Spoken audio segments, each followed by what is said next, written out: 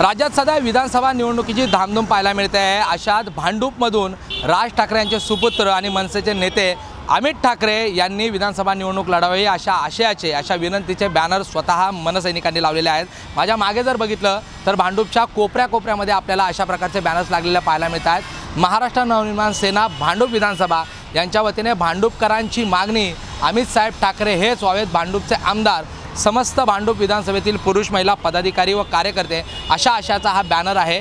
आणि या अगोदर जर आपण बघितलं तर शिशिर शिंदे हे मनसेचे या ठिकाणचे आमदार राहून गेलेले आहेत। त्यानंतर शिवसेनेने सातत्याने या ठिकाणी 2 वेळा विधानसभा निवडणूक जी आहे ती जिंकलेली आहे। मात्र मोठ्या प्रमाणात भांडूप विधानसभेमध्ये मनसेचा दबदबा आहे। मनसेचे या ठिकाणावरून अनेक नगरसेवक देखील निवडून आलेले होते। त्यामुळे अमित ठाकरे यांनी या ठिकाणावरून जर निवडणूक लढली तर ते नक्कीच पक्षाला त्याचा फायदा होईल आणि अशी मागणी थेट मनसेच्या पदाधिकाऱ्यांनी केलेली आहे। माझ्याबरोबर मनसेचे विधानसभा अध्यक्ष संदीपजी आहेत। संदीपजी, अमित ठाकरे यांना थेट मैदानात या ठिकाणी उतरवता आहात। तुम्ही देखील या ठिकाणी विधानसभेसाठी इच्छुक होतात, तुम्ही देखील विधानसभा लढवा अशी मागणी कार्यकर्ते करत होते। मात्र आता तुम्ही अमित ठाकरेंना हे आवाहन केलेलं आहे। आम्ही ज्यावेळी अमित साहेबांनी भांडूप विधानसभा लढावी असे एक विभागाध्यक्ष म्हणून तर माझी मनापासून इच्छा आहेच, पण आमचे सर्व पदाधिकारी आणि सर्व आमचे गटाध्यक्षपर्यंतचे ज्या लोकांनी मनापासून भावना व्यक्त केली की अमित साहेब जर भांडूपमध्ये आले तर विजयाचा तर प्रश्नच नाही। महाराष्ट्रामध्ये सर्वात जास्त लीडची सीट ही अमित साहेबांची भांडूपमधून असेल।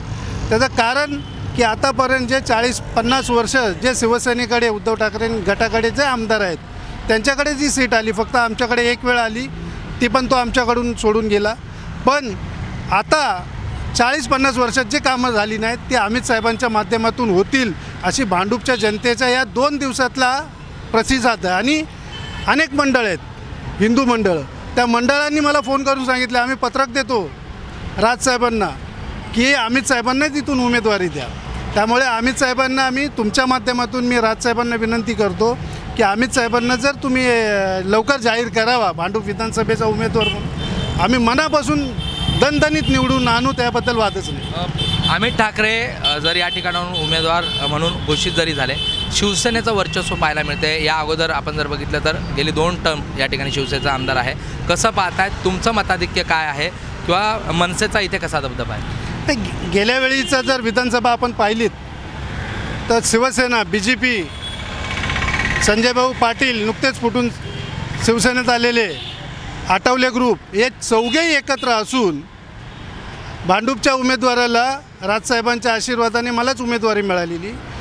42,000 आम्ही मतदान घेतलेलं राजसाहेबांच्या आशीर्वादाने।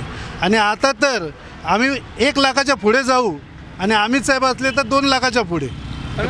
संदीपजी, तुम्ही स्वतः या अगोदर निवडणूक लढलेला होता, जवळजवळ दावेदारी तुमची देखील निश्चित मांडली जात होती। कुठेतरी अमित ठाकरे यांच्यासाठी स्वतःची सीट कॉम्प्रोमाइज करताय? नाही, अजिबात नाही, अजिबात नाही। आज आम्हाला ओळख राजसाहेबांमुळे आहे। जी गेल्या वेळी पण मतदान झाला तो फक्त नावाला उमेदवार मी होतो, पण राजसाहेबांना भांडूपच्या जनतेने मतदान राजसाहेबांसाठी करतात, उमेदवार बघत नाही। महाराष्ट्र नवनिर्माण सेनेचे अध्यक्ष अमित साहेब यांना बघून मतदान होतं। त्यामुळे अजिबात आमची कोणाचीच नाराजी नाही। आणि अमित साहेब आले तर आम्हाला गर्व होईल की भांडूप विधानसभेमधून अमित साहेब उभे होते। धन्यवाद। माझ्याबरोबर संदीप जाळजगावकर होते, जे या अगोदर या ठिकाणावरून निवडणूक लढलेले होते। 42,000पेक्षा जास्त मतं जी आहेत ती त्यांना मिळालेली होती। त्यामुळे जर अमित ठाकरे या ठिकाणावरून विधानसभेसाठी उमेदवार राहिले तर नक्कीच एक मोठी लीड मिळून ते विजय होतील अशा भावना त्यांनी या ठिकाणी व्यक्त केलेल्या आहेत। प्रशांत बडे, ABP माझा, मुंबई। ABP माझा, उघडा डोळे बघा नीट।